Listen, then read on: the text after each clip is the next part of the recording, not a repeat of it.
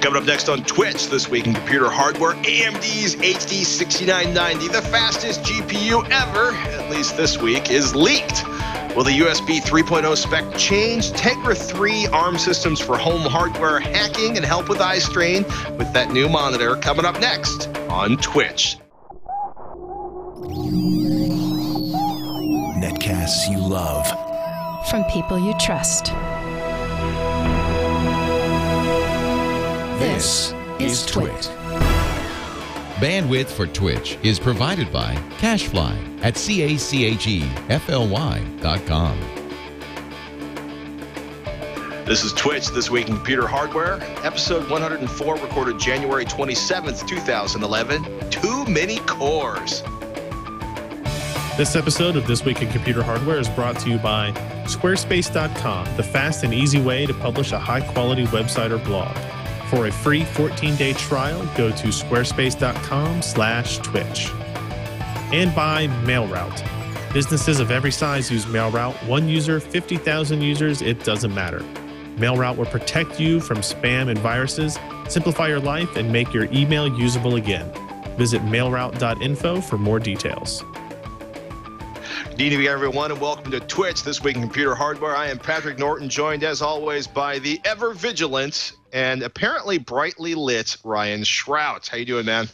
I'm doing okay. Can't complain too much. Brightly lit here in the studio as well as at home. But yes, we were discussing beforehand replacing a DLP lamp, which I said it had been at least 4 years since I'd bought the TV and had never replaced the lamp. It was a Samsung 1080p DLP. And that's pretty good life, apparently, you're saying, out of a single lamp? You figure like 1,000 to 2,000 hours. So actually, yeah, that's you know, it depends on how many hours how many basketball games do you watch a year? How many football games? How many hours? We probably watch less TV than the average family, if I were to guess. It's just me and my wife. We both work a lot, so we probably watch less TV than a lot of other people do. We don't have kids or anything, so TV's not on constantly. So that probably has something to do with it. Now that you mention it, so. Well, yeah, and you were saying when you put the new lamp in, you were kind of like blown back against the wall like an old Memorex commercial because it was so bright. Right, exactly. But yeah, it's amazing. You know, over time, definitely the lamps that are using DLP rear projectors or front projectors, for that matter, will dim over time.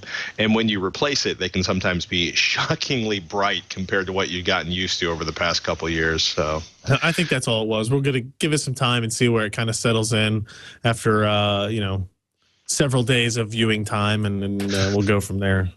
But you can always wear sunglasses, man. It's true. Sunglasses at night while watching television is always a plus. It's a fashion statement, too. Let's talk about some hardware stuff, I guess, this week while we're here, while we're already, on Skype and everything. Doing this whole computer hardware podcast? Yeah, we do that thing supposedly once a week. By the way, if you're listening to this live and you're wondering where last week's episode was, it is live now. We had a little bit of a technical difficulty with some of the recordings that we finally got figured out and fixed, and so last week's episode is available for download in all of its various forms and functions. Probably the biggest hardware release since we last spoke, Patrick, is another new graphics card. I know you're going to be surprised. But it's been 2 weeks. Okay, I figured they were done with graphics cards upgrades forever. Actually, I am kind of surprised that both GTX 560 Ti 1 gigabyte, AMD Radeon HD 6950 1 gigabyte. You've got them reviewed on PCPro.com. Stupid question: are these actual legitimate new chips or just something they've warmed up out of existing parts? So the GTX 560 Ti, which they're bringing back the Ti moniker for titanium, that hasn't been around for many years, I guess. It is a new chip. They're not bringing it back for titanium. They're bringing it back to make it more confusing when you're staring at a long list of graphics cards or at the retail establishment. They told me that it's like the titanium brand had such a great response from customers. Apparently, they had several generations where the Ti, the titanium card, was far and away the best-selling version of that one. We had people in our forums talking about the Ti. Let's see, the GeForce Ti 4200 was just like one of those cards, kind of like the 8800 or something like that, where it's just the iconic card of its generation. I don't know. It's all marketing at this point. why they brought back the TI, but I apologize. The 560 is a new chip. It's the GF114. It's actually the fully unlocked version of the GTX 460. So we've gone from the 460 to the 560. We've moved from 336 to 384 processing cores. Other than that, the specs are very similar. We're talking like 820 megahertz on the clock speed, 1 gigahertz on the GDDR5 memory speed, 1 gig of frame buffer is the standard for all of this now. So that's spec-wise, that's how it stacks up. As you start turning up the clock, are you seeing any kind of healthy performance gain, or just your usual, you'll notice it on the benchmarks, probably not in the game kind of thing? I mean, it's like most of the time when overclocking a video card, you know, your percentages are what you're going to see. That the highest clocked retail card I got in was this palette version, and it's running at 900 megahertz. So we're talking about 80 megahertz faster. That's a 10% overclock, and you see about a 10% performance boost in the games, in actual frame rates when you do that. Now, we were able to overclock a couple of these cards we had here up to about 975 megahertz stable. So that gives you an idea of kind of where the chip lies in that. Compared to the 460, which has been our go-to card. Anytime somebody says, I need a new graphics card, what should I get? One of my favorite picks has been the GTX 460. The 560 is going to be anywhere from 25 to 35% faster than that, depending on the application. DX9's closer to 25%, DX11 closer to 35%. So that's actually a pretty noteworthy jump in performance. Pricing-wise, the GTX 560 is starting at the same price that the 460 started at, $249 or so.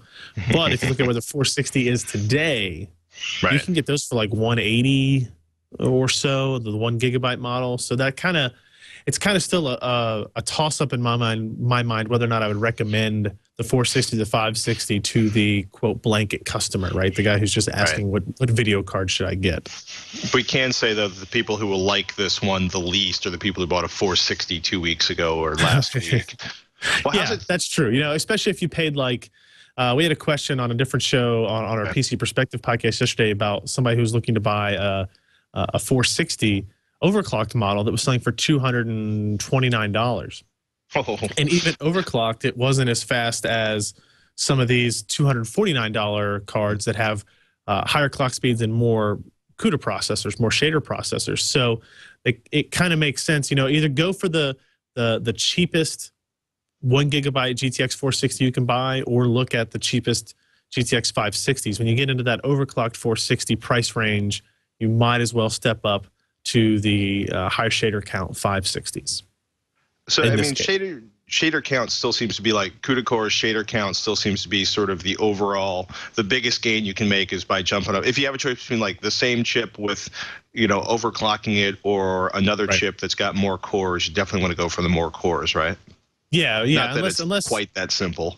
Yeah, you're right. It's not quite that simple, but in general, yes, that is the case. The only, like, the 460 was more overclockable than the 560 has proven to be thus far. And we had that 460, 470 thing where the 470 maybe looked a little bit less because they were really different architectures, different chips, not architectures, but very different chips. And you could overclock the 460 so high that it would compete with the 470s pretty easily. But I don't think that's really the case here. I think really it's, look at the shader counts, the core or the clock speeds are going to be relatively similar when you look at the overclocks. So, how about the Radeon HD 6950? So this is not a new chip. You're asking if these were new chips. The 6950 has been out for a while. This is a Cayman architecture, the most up-to-date architecture from ATI. The reason this is interesting and new is that it is a 1 gigabyte frame buffer card as opposed to a 2 gigabyte frame buffer card. The only difference being is there's no heat spreader on the back here because there's no memory modules. The benefit to that is that they were able to lower the price to directly compete with the 560. You know, these things don't happen as an accident, right? This is about 10, maybe 15 or $20 more than the GTX 560 Ti, and it does perform better in basically all of our benchmarks. It's not a huge difference, but I would, if I had to say which one of these was the performance leader, it would be the 6950 1 GB card. It is a significantly larger card. It's a little bit hotter and heavier because of that. But I think for most gamers that are interested in price, performance, that type of thing, they really want to know. They don't really care necessarily how long the graphics card is or how much power it's using, as long as it's within reason, right? What's the pricing on the 6950 versus the 560? Right now, it is the 560s are selling for the lowest you can get them is like $249, and the 6950, the new AMD card, is going to be about $20 more than that, I believe, at $269. So it's relatively close, and it's kind of the benchmark difference kind of is almost exactly with the dollar amount difference. So again, what these two companies have done is created an environment where you really can't make a bad choice. AMD has the advantage of you can do 3 displays off of a single graphics card. You can do SLI scaling is really good on the GTX 560 if you want to do multiple cards on that. There are trade-offs either way. You can do 3D vision with NVIDIA that you can't do with AMD. So you got to kind of look at the extraneous features when deciding exactly what it is, which card you're going to go for. And a lot of people just kind of lean to one side or the other. So I found myself under attack by a Rugrat. I see that. Should we talk NGP, or do you want to say thanks to Squarespace really quickly?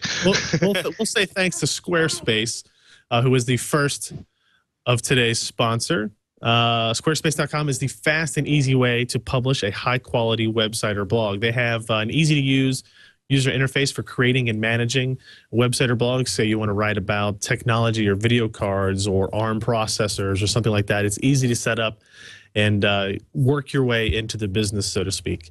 Squarespace is optimized for both beginners and CSS experts. They have hundreds of design templates to choose from. You can customize any of the designs that fit your needs. So if you're a novice to website design, as I still consider myself, you can start with one of these profiles and move things around to your heart's content. Or if you really want to get down into the code, you can modify it or start from scratch. That's pretty handy. It's an all-inclusive service that includes modules to build out your website, like a blog module, form builders if you want to collect information from your readers, Flickr photo gallery, Twitter widgets, Google Maps, a whole bunch of other stuff like that. It has website tracking, built-in SEO, permission access handling, which is useful if you want to have multiple users accessing the website to update posts and do different things. Cloud architecture is what powers this, so it's built for speed and site stability. You don't have to worry about getting your site put on /. You want to encourage that, not the opposite. You don't have to worry about your site going down because of it.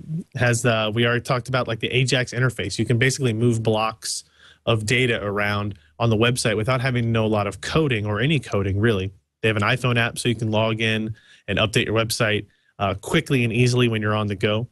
So basically, you can use Squarespace for all of your website needs. If you want to start a website, it could be a photo site, a blog, it could be all kinds of different things. They will help you build it, host it, and update it anytime.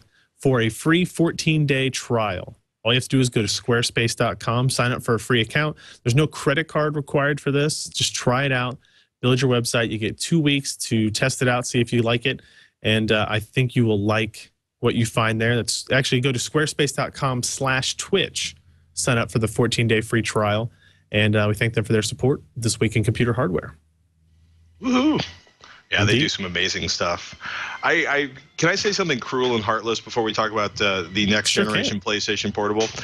Yeah. My PSP is in a stack of papers that used to be 2 stacks of papers. The PSP was actually functioning as a paperweight before I put stack A on top of stack B, sandwiching the PSP, which is in a box in storage, waiting for the resurrection of the lab of mayhem and coffee. So I was kind of a mixed emotions when I saw it. If you haven't seen it, the new design, very attractive, and gadgets all over this. Just about everybody on the planet following a very new interface. The button layout looks alarmingly similar. It's codenamed NGP. I like how Engadget sums it up. Revolve around 5 key concepts, which is obviously Sony summing it up. Revolutionary user interface, social connectivity, location-based entertainment, converging real and virtual augmented reality. At this point, someone in the chat room, please shout out for me, bingo, because this is buzzword bingo at its finest. Because basically what they're saying, it's a next-generation gaming console that is social network ready. We got the Facebooks, and we're going to put that's like location-aware entertainment. Right. So they're obviously terrified of the iPhone, even though they've already been spanked by the Nintendo DS and are probably looking at the Nintendo 3DS with loathing. But I like this, much like the PSP, it's a gorgeous-looking piece of hardware. 5-inch OLED touchscreen display, 960 by 544 resolution, dual analog sticks, not the nubs that are on the current one, 3G, Wi-Fi, GPS, a rear-mounted touchpad, the accelerator gyroscope from the PlayStation Move, an electronic compass, cameras on both the front and back, available this holiday season. So obviously they decided to leak early and start the frenzy. I can't believe, Well, I think the surprise there, the surprise there is that's actually kind of a quick release. With game systems, you're used to hearing about them at E3 almost like 18 to 24 months in advance type of deal. That's true. So this is kind of unique. What my interesting thought here is that it has 3G and Wi-Fi, cameras on the front and back, right, but it's not a phone. This is not the PlayStation phone that people had seen pictures of, rumors of, but yet it has 3G and cameras, and obviously, well, it doesn't say, but I assume it will have a microphone of some kind. Even the Nintendo DS and 3DS and all those have microphones on. It has a GPS, rear-mounted touchpad. I mean, it's really it's a really cool device that I'm surprised I imagine somebody will make this a phone. I don't know if it doesn't have a SIM card slot or anything that they've noticed, but it's really interesting to me from a hardware kind of look and feel to it. Yeah, I wonder if it's almost like Sony's sitting there like, we're obviously, Sony's got to be looking at Apple at this point and being like, okay, we screwed up on MP3 players. The Walkman brand is still valuable, although it barely exists, because I hold fond memories about Walkman, not the part where they fell apart when they were a year old, but and they've, I think they're basically floating this out there, making the specs really obvious, making the new interface. What are they calling it? There was a really funny name for the interface. Was it one of the? Where is it? Live area. Yeah. That's the combination of there's a touch panel on the back, and then there's a touch screen display on the front. So you can basically like use your fingers on the back of the device and your thumb on the top of the device. And as Engadget says, it creates some really like never before seen kind of interface gesture combinations that you'll be able to get into. It's so odd, right? Because Sony, I mean, for as amazing a piece of hardware as the PS3 is on so many levels, and it's oddly enough turned into a great entertainment device, Sony's interfaces are always miserable, so it's nice to see them coming up with a new interface. The hardware specs on this are amazing. I'm wondering if I almost think it's more targeted at the iPad than it is at the Nintendo DS or the iPod Touch. Or like I think they don't want to go near at this point Android. They don't want to be seen or sort of, they don't want analysts basically trash talking the NGP because it's not competing with Android or, iPhone sales. So I see them setting up bundle optional, 3G things with different networks, and then let the phone providers decide if they want to do it. Because the other thing is like the last time we saw a gaming oriented or sort of a gaming device pretending to be a phone was the legendary, nobody liked it, N-Gage. Yeah, the N-Gage from Nokia.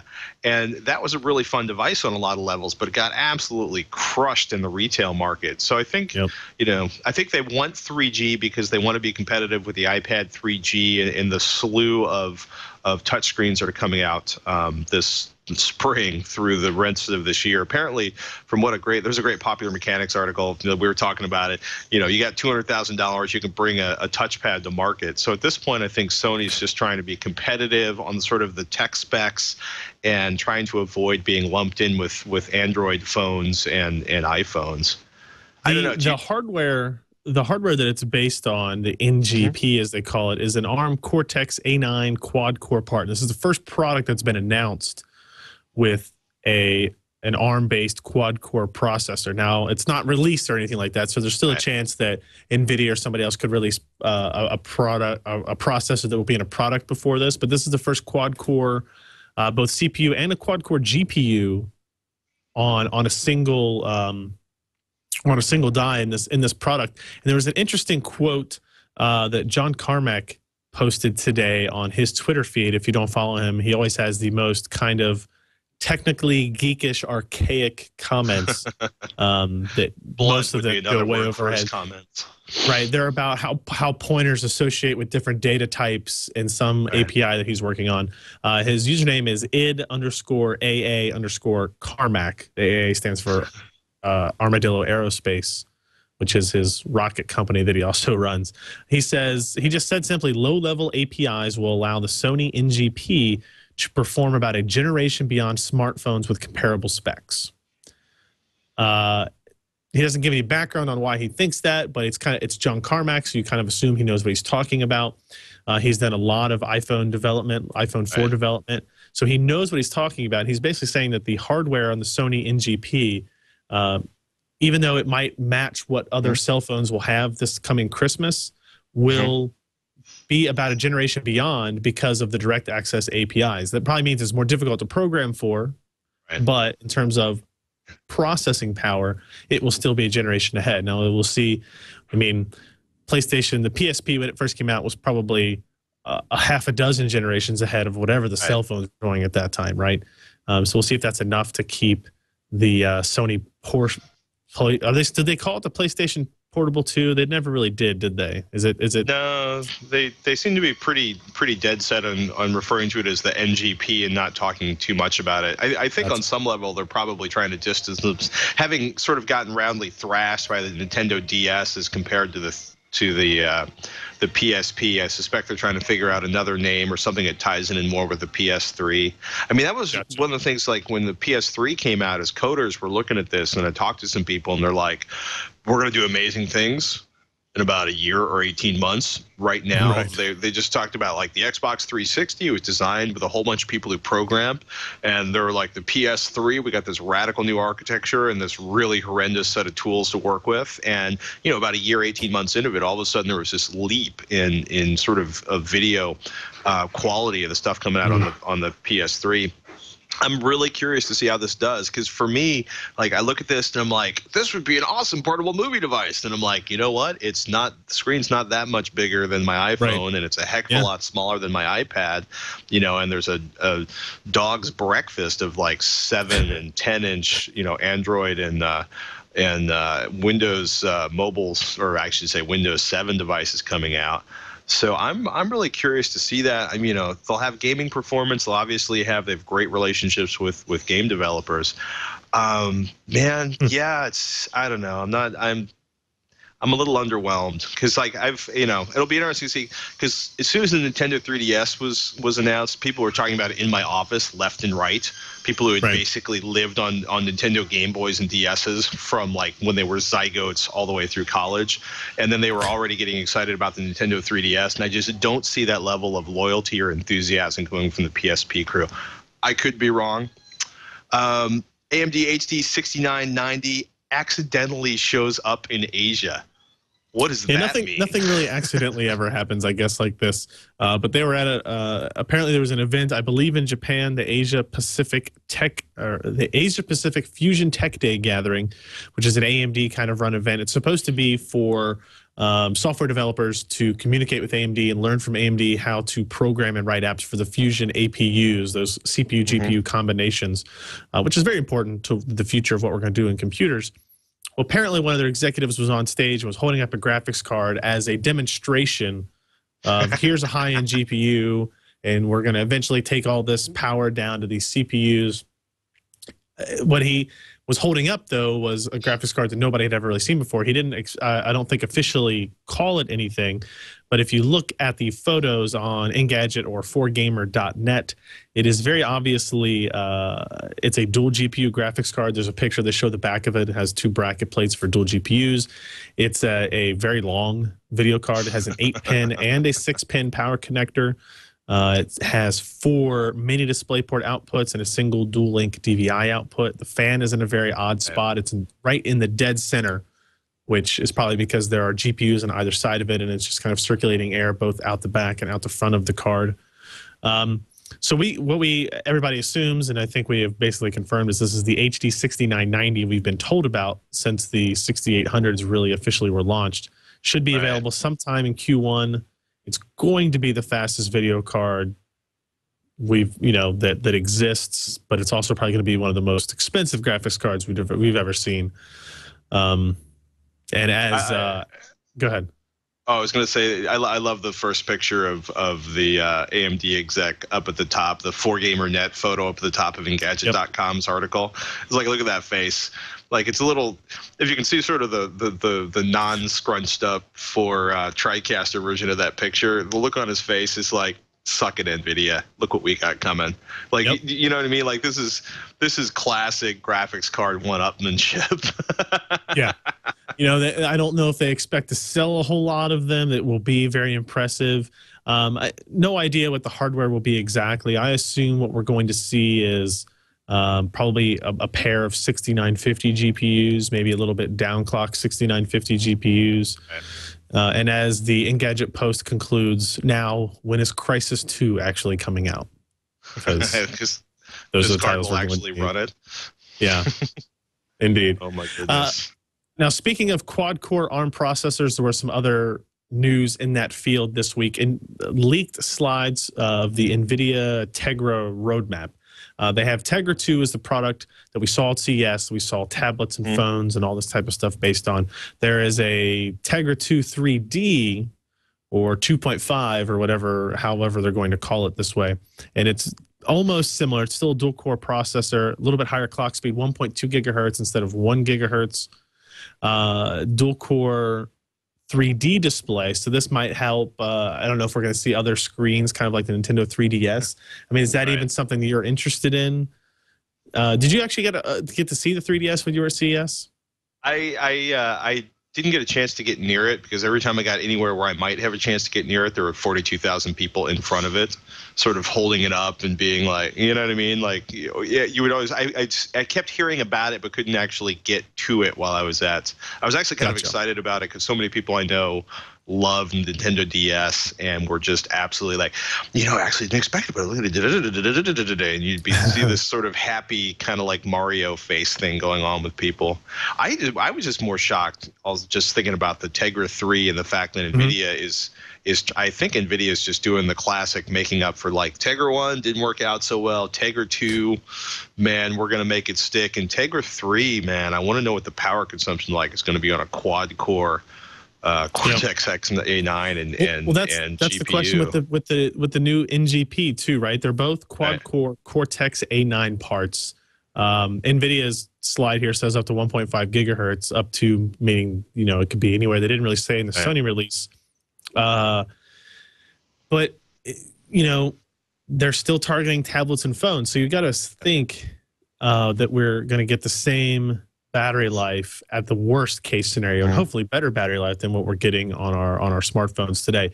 My fear is, this is something I was thinking about and talking with a couple of people today, is that x86 is now old and boring, right? We've seen the multi-core race and the gigahertz race there. Right. It almost seems like that's what we're getting on the ARMS race now. No pun intended, I guess. Where it's just like, how let's get the gigahertz up so we can have a new marketing term. Dual core was a big deal. Now quad core will be the big deal next year. Is it really going to benefit the consumer in the best possible way, as opposed to keeping a single core or dual core part, but with way less battery consumption or something like that? You know what I mean? Yeah, no, I completely understand where you're coming from. Like, at this, will they release, will there be a Tegra 3 that's like, will there be a single core Tegra 3 that delivers you 15 hours of battery life versus a Tegra 3 running a quad core? I mean, the fact that, the flip side is maybe they're also trying to lay the groundwork for a bunch of people in the, in the set-top box market, or more likely one place I see the Tegra 3 showing up is inside of HD TVs, because they need a big old honking processor, and they're, it's like, okay, quad cortex, 3x faster graphics, ULP CPU mode, Blu-ray video next up on the line, and then 1920 by 1200 display, basically being like, we can handle your 1080p TV. So I'd be really curious to see where the bulk of those parts. I'll be really curious to see where the bulk of the Tegra 2 chips end up. Because that's true. The tablet, that's a pretty powerful tablet. That could easily be a obviously not running traditional Windows or OS 10, but that could easily power a pretty decent home theater, PC type set-top box, a boxy box, whatever have you. So that's going to be a really fun one to watch. Indeed. Let's go into our emails and Twitter questions. Before we do that, we will thank the second of today's sponsors. That would be MailRoute. MailRoute is an email host, not an email hosting service. It's a virus spam filtering service. Businesses of all size use MailRoute. If you've got one user, you've got 50,000 users, it doesn't really matter. MailRoute can protect you from spam and viruses, simplify your life, and make your email usable again. It's a secure hosted service that filters virus and spam for companies of any size. It can reduce the load on your email server, lower your costs, and make your email usable again. Typical MailRoute customers see a 95% reduction in their inbound email volume with virtually no false positives. Now, Leo actually uses and loves MailRoute service. He's been using the service for his domains for more than 6 years now, and MailRoute has been its top choice for spam and virus filtering all along. Tom Merritt, the host of TNT on the Twit network, started using MailRoute, and now he can use email domains that he'd given up on being able to use as hopeless. Tom Johnson's the founder and CEO of MailRoute, started one of the very first companies in this market back all the way back in 1998, which doesn't seem that long ago, but when you add it up, that's been a long time. The company's called FrontBridge, was acquired by Microsoft in 2005, and still offered as the Microsoft Exchange hosted services line. Tom wasn't done, though, and had too many good ideas that he couldn't stand to see go to waste, so he started MailRoute, his next-generation service for filtering. Now, there's nothing easier for mail filtering than MailRoute. There's no hardware or software to install. You just sign up with MailRoute and then change the MX record for your domain and to have your mail start flowing through them, and then they do all of the work. Visit mailroute.info to sign up. As a Twit listener, you'll receive a 10% discount for the life of your account. Small business accounts start at $2 per user per month for 10 users. And because of demand from the Twit Army, MailRoute has added a new service for individual users as well, less than $30 per user per year for single users. Visit mailroute.info and sign up for the email filtering service that Tom and Leo use. And we thank them for their support of our little show on this network as well. I got to get that running on my my primary account at Techzilla so we can reduce the spam. Because if they throttle up the spam filter on our email service high enough, it actually starts deleting. Like, my spam goes away and half of everybody's normal mail goes away. Yeah, those are not good. Not good at all. Twitch at twit.tv, by the way, is the place to email if you've got a question. Shall we fire up Mark's monitor help? Let's do it. I should say request for monitor help. He says, I recently found your podcast and I love the show. And adds, my father recently had surgery to remove a brain tumor that was affecting the vision in his left eye. The surgery was a success. My father is back to normal, but his vision in his left eye is not at 100%, and he's very sensitive to light.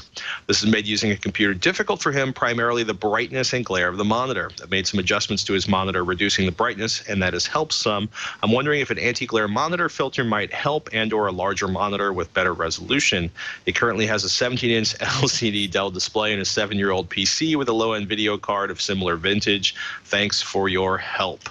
Oh boy.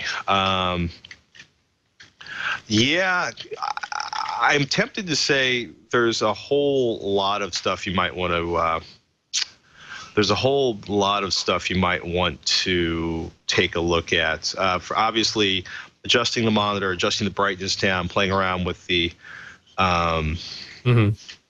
settings. Sorry, I can't remember the name of a product I was playing around with at Gunner Optics. Knew it. Gunners.com. This is a really interesting company. This is the glasses company, right? This is the glasses company. I thought Gunners was really goofy until I got to talk to one of their engineers for about a half an hour at CES.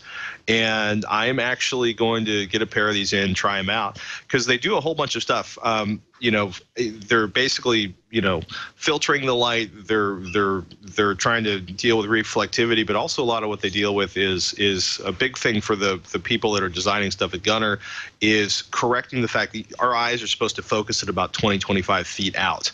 So you basically accelerate the deterioration of the ocular muscles by staring at a monitor because your eyes are being forced to focus in much tighter than they're supposed to.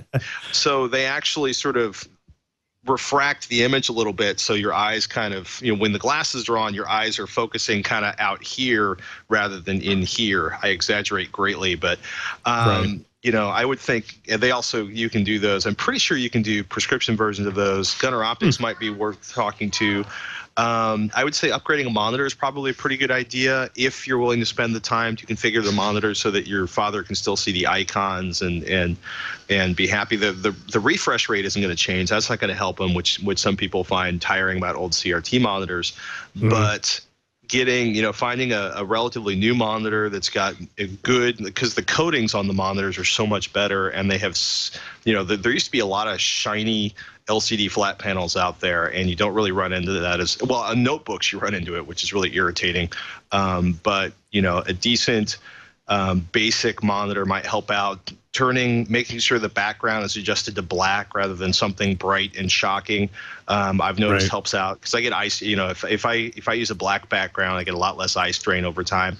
Also, tell your dad to take a break every 30 minutes. One of the biggest things people do to kind of trash their vision is to stare at a monitor for hours on end, and tell dad every 30 minutes, take a break, take a walk, go look at things outside, go look out the window, do anything that causes your eyes to refocus at a different distance can help a lot with that. Brightness and glare, though, the Gunner Optics might be worth. You could also tell them to try a lighter pair of sunglasses to see if that helps. That's true. I've done that at CES around day 5 when your eyes are ready to fall out of your face and you can't take, but you still have 22 stories to file. People have found me with a hood up, the headphones on, the sunglasses on, staring at a monitor, typing, and not listening to my own. You probably look pretty odd, I'm not going to lie. I was once asked by a very nice flight attendant on a very nice Southwest flight if I could pull my hood down or take my sunglasses off, because I was causing end of nervousness for her and a couple of the passengers up front. That's funny. Wayne would like to add a quick endorsement to a question that was asked last week, episode 102, about how to store internal 3.5-inch SATA hard drives. He says, I'm a video editor. I know it's coming next. So I accumulate SATA drives at a fairly regular pace. I bet you do. Early last year, I switched my workflow entirely over to SATA drives that I connect via trayless drive bays and or eSATA docks. To store each of the drives, I'm using Weebtech's drive box cases. And he says, I think Patrick mentioned Weebtech as part of his response too. I did. That is actually the drive case of choice for Twitch. Is somewhere. I bet John, if he runs around, can grab at CES they had a case full of literally an entire case box of Weebtech drive box cases. He says in his experience, these cases have a lot going for them. They are inexpensive, about $7 each, made of anti-static plastic, and they sit upright on a bookshelf for easy and compact storage. This is far more organized, easier, and safer than plastic bags and bubble wrap, especially for transporting them when I need to. The Weebtech sells other enclosures worth looking at, including mini versions of these cases for 2.5-inch drives, although I haven't started accumulating those yet. And then the website is weebtech.com/product/cases.php. And this is another high-speed toddler moment. My favorite part, he sent us a link to the weebtech.com URL there, and the first one is the single drive. Then they have the mini. My favorite one is the one it's the hard-shelled waterproof case that stores 10 IDE or SATA drives. It's $155, but I think it looks way more serious. You look way more important.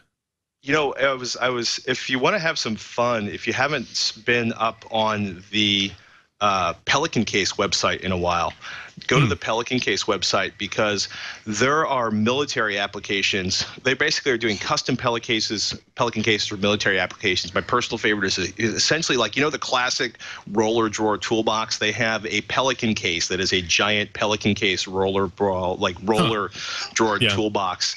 They've done an entire new series of cases that are like they bred a Pelican Case with Legos, and the cases are stackable. But there's an amazing number of custom like Pelican cases that are essentially portable racks. So, if you move or you're setting up a station somewhere, you're setting up a new location. And I was talking to we had a great question on Techzilla last week asking about voice conferencing and better ways to do it. Because this guy has like 15 soldiers in a room. They don't want to bring everybody together for a conference for obvious reasons in some of the outlying regions. But like, I have this vision of this guy like moving to a new location, whipping out the Pelican cases, pulling the backs and fronts off. There's all of his rack mount servers in there. There's some pretty crazy stuff out there. And yeah, I've used WeebTech products on and off for years. They, in most cases, are expensive and amazingly well engineered. And if you'll give me one moment, I'm going to pry off my toddler. No, you're fine. We will. I was going to take this next email anyway from Jeremy, who was asking about ARM-based systems for today. He says, I'm wanting to get an ARM-based system to play with and set up a NAS torrent box on, but I can't find anything with a Cortex A8 or better. These processors seem to be exploding in the phone and tablet market, so I was hoping I'd take advantage of the power savings and, more importantly, heat generation, so I can tax my AC less during the lovely Houston summer. So there aren't any like platforms in the traditional sense. You can't go to Newegg and buy this. Right. I looked around. Beagleboard.org sells a 1 gigahertz ARM Cortex A8 based Texas Instruments system on a chip kind of development platform. But it's really just meant for that whole development platform thing. I mean, they're cheap though, $149 if you go to beagleboard.org. But I guess my question is, what operating system is he trying to set up a torrent box on? Because there's no version of Windows yet that will run on it. Right. I guess you could get Android on there. There's a lot of flavors. I'm trying to remember if there's a Linux that runs on the ARM processor. eLinux. There's one called eLinux. Yeah, I mean, Monowall, let's see. Okay, Monowall is embedded, but it's x86-based PCs. It's essentially like 486, 586. Monowall is like a smooth wall IP cop DIY. Basically, it's a hardened version of Linux designed to set up for custom routers at home. What you might want to do, Jeremy, is thinking about getting one of the inexpensive Atom boxes or VIA-powered systems, because you will get the same. Well, not quite the same incredibly low power, but you'll be able to run any operating system on it you want to, and it will still be compared to a full-size desktop or even a notebook. Right. It'll generate a lot of heat and sip a lot less electricity. Yeah, there are benefits to kind of sticking with that x86 for now. I realize all the excitement in tech is kind of focused around this ARM-based architecture, but trust me, Intel and AMD would love for everybody to stay interested in x86. Well, x80, we should also point out, x86 is far, far from dead. Yes, the ARM numbers are huge. Yes, there are a bazillion ARM devices being sold, but like, you got to remember, like every iPhone sold is essentially an ARM device. Even if they call it an Apple processor, the Apple processor, Apple bought a company that does things to ARM processors that make them run faster. That's the Apple processor.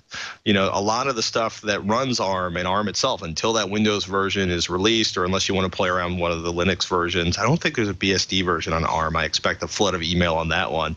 I would go for Atom or VIA x86 compatible and get your Windows or your standard Linux on. Ted Naz has a question that can either be answered in 30 seconds or 3. Well, actually, it's either a 30-second answer or a go to electrical engineering school, go to MIT and get a degree. SSDs, how do they work? Joke. Buy them now or wait 8 to 10 weeks. I'd like to get one by then. Thanks. Yeah, thank you for saying joke, because they work well. Yes, they work well. That is the perfect answer if you can afford them. Look, standard answer, if you're thinking about buying a graphics card, a hard drive, a CPU, wait. All of these things have a pretty predictable, as soon as you buy them, if you buy them here in 6 months, you'll be like, I could have gotten a faster processor for less money. Sure. Or a bigger hard drive for less money. Like 1.5 terabyte drives were on sale on Amazon yesterday for $89, and then I went to my local computer store and they were on normal price for even less, you know? And, right.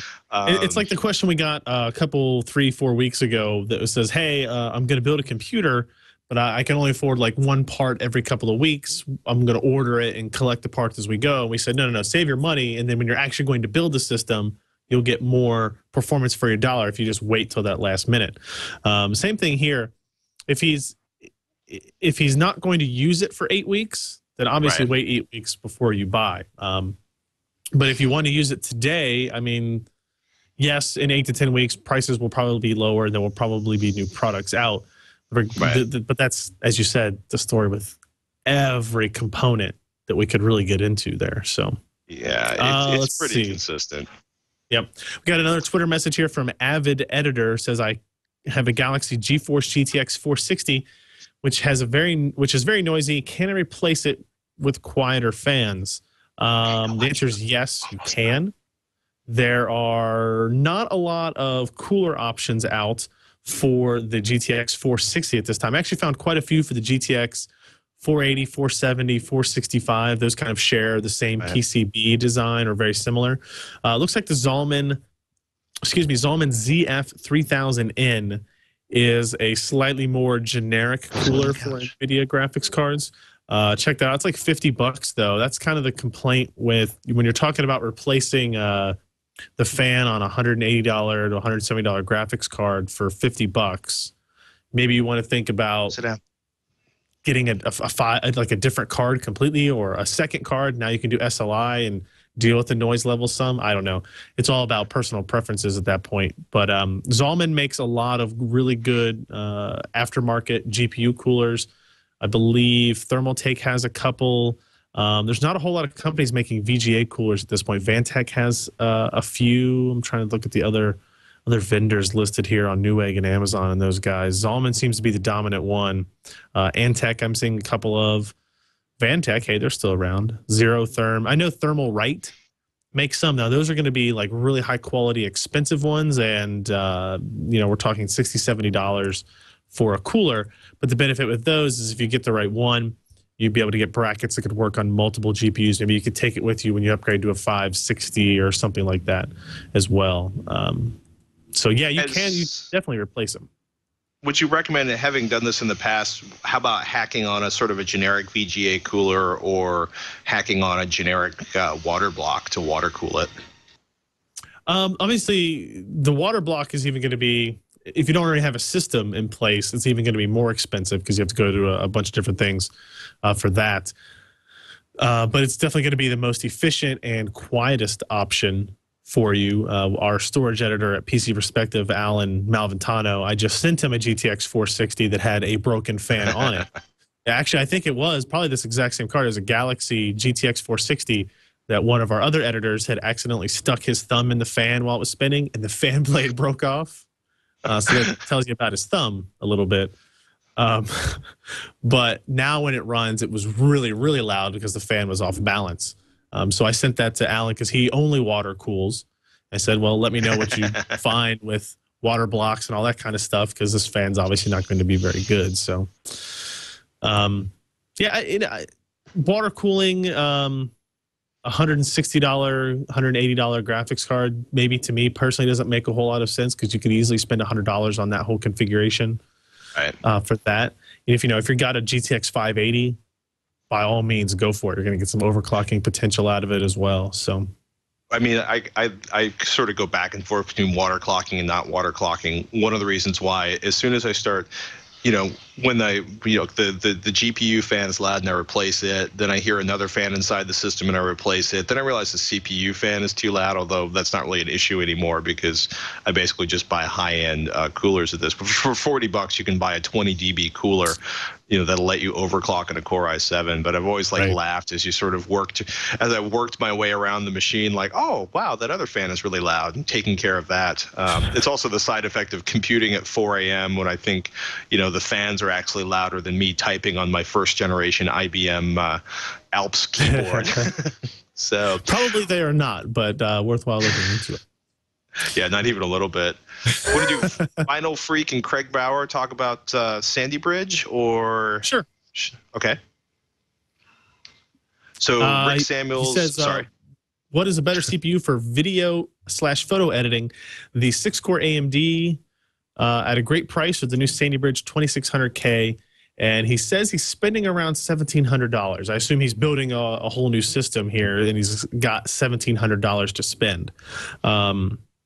The Sandy Bridge 2600K is going to be a faster processor for video encoding, photo editing, that type of thing, than the 6-core AMD processor. The 2600K is a quad-core with hyper-threading, so you might call it a wash there in terms of thread performance, right? Because you've got 6 real cores versus 4 real cores and 4 fake cores. But I still think the Sandy Bridge part is going to be your best option there. $1,700 is a pretty hefty budget in today's PC market, considering the 2600K is going to be like $330. So that leaves you a lot of room in a lot of different areas to go with a higher end motherboard or higher end graphics card. If you're not doing gaming, you don't need the high end graphics card. Again, I fall back on get a GTX 460 or a Radeon 6870, something that's in the $200 price range. Right. I mean, our high-end system at the leaderboard at PC Per uses the 2600K. It has a GTX 570 in it, which is a noticeably higher $365 graphics card, 8 gigs of memory. It has an SSD in it, plus a high-end discrete sound card and a 950-watt power supply. And that's, like I said, $1,489.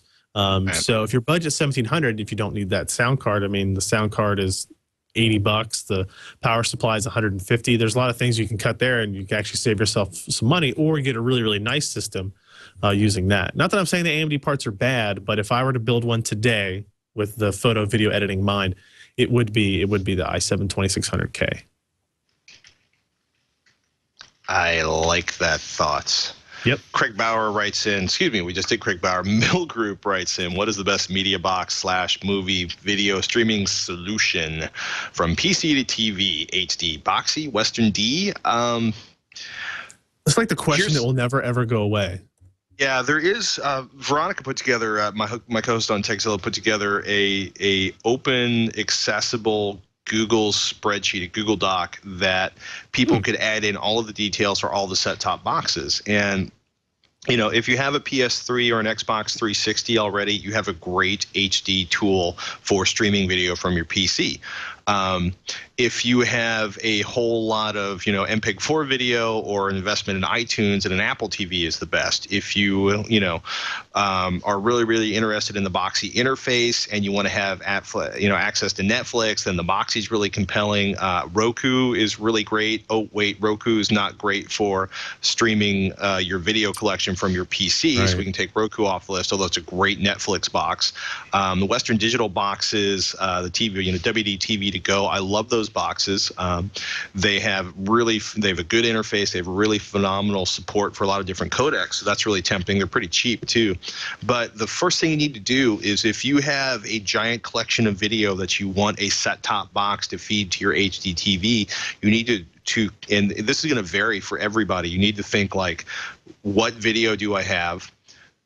What is the primary, encode on that? Am I willing to transcode it to a compatible format for a new device, or set up a server that transcodes on the fly, or is there a device out there that will play back my giant video collection? Xvid, for example, fewer options than, say, MPEG-4 or MPEG-2.